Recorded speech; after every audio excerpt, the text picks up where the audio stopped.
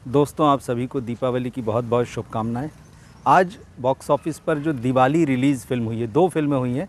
एक तो है थामा और दूसरी है एक दीवाने की दीवानियत।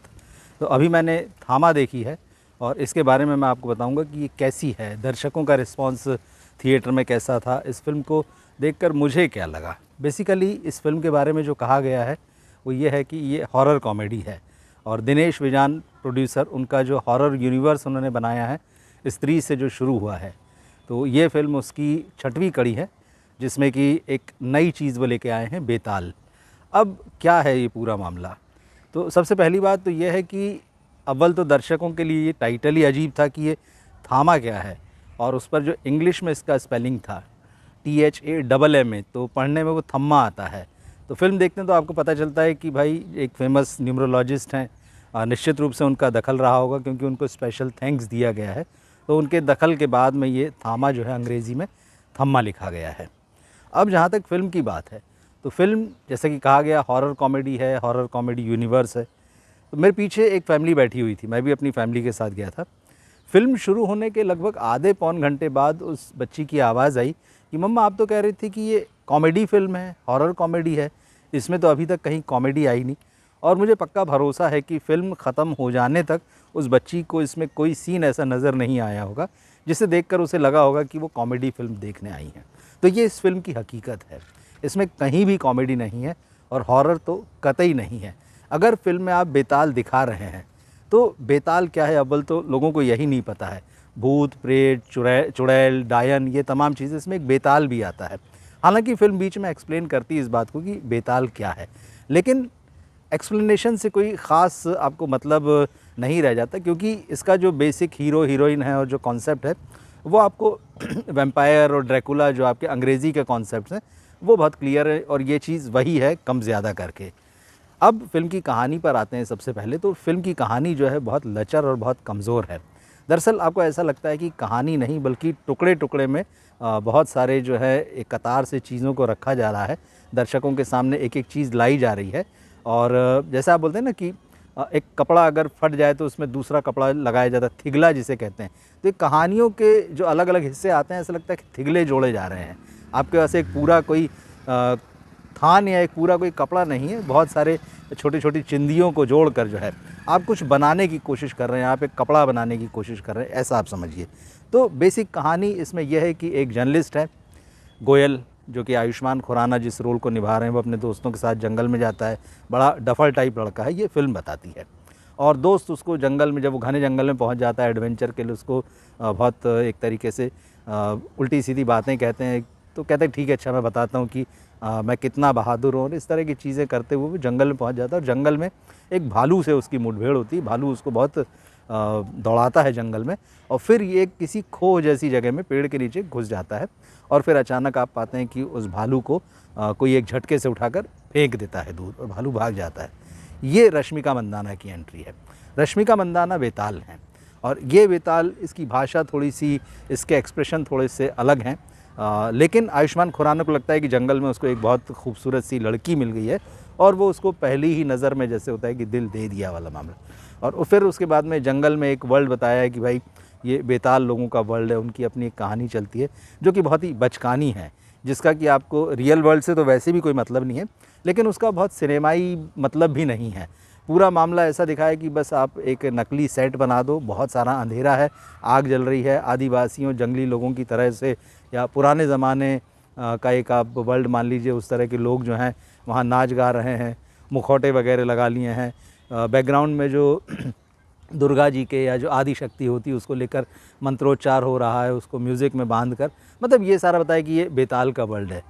ये लड़का जो होता है, पत्रकार जो होता है गोयल, वो उस लड़की को जो कि बेताल है लेकर अपने साथ आ जाता है। हालांकि बेतालों के लिए इस बात की मनाही है कि वो इंसानों की दुनिया में जाएं। अब बेताल का ये है कि भाई वो खून पीते हैं इंसान का, लेकिन ये बताया इस कहानी में कि भाई बेताल जो है खून नहीं पीते। इनका एक राजा है जिसको इन लोगों ने खुद ही बंदी बना कर रख लिया है, और उस राजा को, वहाँ उनका जो टर्म है वो है थामा, उस थामा को इन्होंने बंदी बना कर रखा है। वो थामा नवाजुद्दीन सिद्दीकी है। थामा जो है वो कहता है कि नहीं, मैं तो इंसानों का खून पीऊँगा। उसका इरादा है कि भाई क्योंकि आपने देखा होगा ड्रैकुला वाला भी यही कॉन्सेप्ट है कि अगर वो किसी इंसान का खून पी लेगा तो वो इंसान भी ड्रैकुला में बदल जाएगा। तो यहाँ भी वही होता है। तो इस थामा का कहना है कि भाई मैं एक फ़ौज खड़ी करूँगा। अब क्योंकि बाकी लोग ऐसा नहीं चाहते, इनका जो पुजारी है उसने कोई मंत्रोच्चार करके उसको कैद करवा दिया है, हथकड़ी जैसी लगी है और उसको एक गुफ़ा में डाल दिया है 100 साल के लिए। मतलब बड़ी अजीब तरीके से चीज़ें चलती है। अब उसके पीछे एक ये भी बताया गया कि अगर कोई बेताल जो है किसी इंसान को प्यार करेगा या किसी इंसान का खून पी लेगा तो फिर ये थामा आज़ाद हो जाएगा। अब इस लड़की को वो पत्रकार अपने साथ ले जाता है, घर में ले जाता है। वहाँ परेश रावल उसके पिता हैं, उसकी माँ भी है इस घर में। वो इसको ये समझ चुके होते हैं कि ये जंगल में गया है तो मर गया है, लेकिन फिर ये ज़िंदा लौट आता है, लड़की के साथ आया है। परेश रावल का थोड़ा बहुत ड्रामा है यहाँ पे। और इसके बाद कहानी कुछ इस तरह से चलती कि आपको डिटेल में नहीं बताऊँगा। वो लड़की इसे भी, मतलब जो गोयल उसको बचा के जिसको लेकर आया है, उसका एक कार एक्सीडेंट होता है और उसको बचाने के लिए वो उसे काट लेती, तो गोयल भी जो है बेताल में बदल जाता है। इसके बेताल में बदलने से उधर जो थामा है नवाजुद्दीन सिद्दीकी, उसको कैद से रिहाई मिल जाती, मुक्ति मिल जाती है। अब लेकिन यह है कि जब वो मुक्त होगा तो जिसने भी इंसान का खून पिया था उसको 100 साल की कैद में जाना पड़ता है, इस लड़की को जाना पड़ता है। मगर चूँकि अब ये हीरो अब बेताल बन चुका है तो उसके पीछे पीछे जाता है उसको छुड़ाने के लिए। बहुत अजीब। और इसी बीच में भेड़िए की भी एंट्री करा दी है प्रोड्यूसर डायरेक्टर ने यहाँ पे, क्योंकि आपको यूनिवर्स इन्होंने बताया ये हॉरर कॉमेडी यूनिवर्स है। जो स्त्री का पूरी फिल्म में आप इंतज़ार करते रहते हैं वो कहीं नहीं आती है। मुंजिया में का जो एक कैरेक्टर है वो आपको यहाँ पर नज़र आता है, तो भेड़िया का रेफरेंस है, मुंजिया का रेफरेंस है। ऐसे इसके और लास्ट में आपको सरकटा भी आप समझ लीजिए कि वो देखने मिल ही जाएगा। लेकिन कहानी कुल मिला के बहुत बोर करती है और ख़ास तौर पे पहला हाफ जो है वो आपको लगता है कि क्यों आप इस फिल्म को देखने आए हैं। सबसे बड़ी समस्या ये है। सेकंड हाफ में जब भेड़िया की एंट्री होती है तो थोड़ा एक्शन वगैरह बता दिया उसका बेताल के साथ में, लेकिन कहानी आपको उस जगह पर छोड़ कर जाती कि अगली कड़ी जब आएगी बेताल की, तो इस बार जो है भेड़िए ने बेताल का खून पी लिया है। अगला टास्क जो है बेताल को भेड़िए का खून पीना है। कहानी यहाँ के ख़त्म होती। कहानी बहुत बकवास है, बहुत बोर करती है फिल्म। फर्स्ट हाफ झेलना बहुत मुश्किल है, सेकंड हाफ थोड़ा बहुत ठीक है, लेकिन ऐसा नहीं है कि जिसके लिए आप इस फिल्म को देखें। बहुत सारी इलॉजिकल चीज़ें हैं और ऐसा नहीं कि कहानियाँ इलॉजिकल नहीं हो सकती, पर उसके सिरे जो है वो सही ढंग से फिट किए जाने चाहिए। रोमांस के नाम पर, क्योंकि एक बेताल है और एक इंसान है, बाद में वो इंसान भी बेताल बन जाता है, पर रोमांस जैसी कोई बात जो है आपको पूरी कहानी में नज़र नहीं आती। रश्मिका मंदाना की बहुत ही ख़राब एक्टिंग है और आयुष्मान खुराना तो बिल्कुल आप समझ लीजिए कि पहले आप में तो एकदम कार्टून की तरह लगेंगे कि क्यों इन्होंने ये कैरेक्टर कर लिया है। नवाजुद्दीन सिद्दीकी भी, उनसे बड़ी उम्मीद थी, मगर उनकी एक्टिंग ऐसा लगता है जैसे वो मंच पर अभिनय कर रहे हैं, बहुत ज़्यादा लाउड। और पूरी फिल्म में एकदम उनकी डायलॉग डिलीवरी बिल्कुल अलग है। वो अंग्रेज़ी धड़ाधड़ अंग्रेज़ी का इस्तेमाल करते हैं, अंग्रेज़ी शब्द बोलते हैं।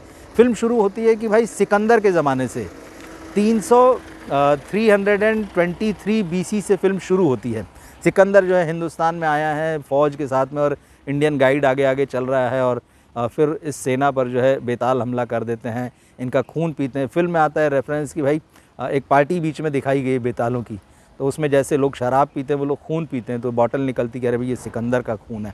मतलब ये अजीब व गरीब चीज़ें। तो फिल्म कहीं से शुरू होती है, कहीं पहुंचती है और आखिरकार मतलब फाइनली आपको लगता है कि आप ये फ़िल्म क्यों देखना है। तो मैं तो इसलिए देखने गया क्योंकि ये दिवाली रिलीज़ है और मैं हमेशा, मतलब पिछले शायद 12-15 साल या उससे भी ज़्यादा का समय है, मैं और मेरी फैमिली जो है, मैं अपनी पत्नी को, बच्चों को लेकर जो है दिवाली के नेक्स्ट डे हम लोग मॉर्निंग में फ़िल्म देखने जाते हैं। तो एक किस्म से आप कहिए कि एक बना लिया है हमने, तो उसी बनाए हुए की परंपरा का जो है निर्वाह करना था इस बार भी हमें, और उसी के लिए गए थे। लेकिन ना मुझे ये फ़िल्म अच्छी लगी ना मेरी फैमिली में। और जैसे मैंने आपको ऑडियंस का रिएक्शन बताया कि कहा भले ये कहा है कि ये हॉरर कॉमेडी है, तो फिल्म में ना हॉरर है ना कॉमेडी है, गाने भी ढंग के नहीं हैं।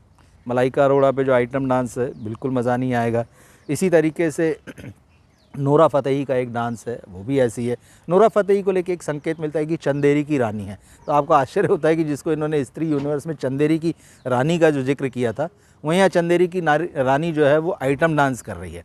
मतलब राइटिंग का कतई ध्यान नहीं रखा। इनको ऐसा लगता है कि दर्शक जो हैं वो बेवकूफ़ हैं, आप कुछ भी बचकाने ढंग से चीज़ों को बनाइए, कुछ भी बचकाने ढंग से लिखिए और उसको पर्दे पर किसी भी तरह से उतार दीजिए, क्योंकि आपके पास पैसा है, संसाधन है और सो कॉल्ड स्टार्स भी आपके पास आ रहे हैं कि चलिए आपकी फ़िल्म करेंगे, तो आप कुछ भी बना दीजिए। लेकिन ये यूनिवर्स जो है दिनेश विजान का, ये भी एक फार्मूले में बदल चुका है। ये कहानी वाला जिस तरह से स्त्री में शुरू हुआ था, भेड़िया में थोड़ा बहुत नज़र आया था, लेकिन अब ऐसा लगता है कि इसको पूरी तरह से उन्होंने एक फार्मूले में बदल दिया है। तो ये फार्मूला कतई कारगर नहीं है। फार्मूले में हालांकि आप ये कह सकते हैं और वो भी कह सकती है कि देखिए हम नए कैरेक्टर्स को इंट्रोड्यूस कर रहे हैं, तो ये उनकी कहानियाँ हैं जिससे कि लोग उनको समझ सकें, पर इनकी कहानियों में, जिसको कि बाद में बैक स्टोरी बताएंगे, उसमें दम नहीं है, लॉजिकल नहीं है, बहुत ही बचकाने ढंग से लिखी जा रही हैं और डायरेक्शन में भी ऐसी कोई बात नहीं है।